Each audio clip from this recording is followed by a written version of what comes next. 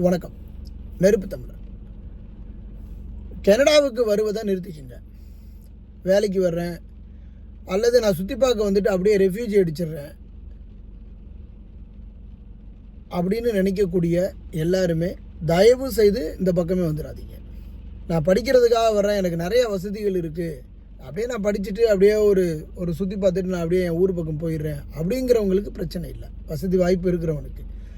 ஆனால் வீட்டை விற்று நிலத்தை விற்று பொண்டாட்டியை மட்டும் விற்காமல் தாய் தகப்பனை மட்டும் விற்காமல் இங்கே வந்து அதுக்கப்புறம் நான் கட்டினதெல்லாம் மீட்டுருவேன் அப்படின்னு நினைக்கிறதெல்லாம் எதுவுமே நடக்காது. இந்த நாட்டினுடைய அரசியல் சூழ்நிலைகள் ரொம்ப சரியில்லை. ஒரு தவறான ஒரு அரசியல்வாதி ஒரு நாட்டில் இருந்தால் அந்த நாடு நிச்சயமாக மிகப்பெரிய பொருளாதார அழிவு பாதைக்கு போகும்.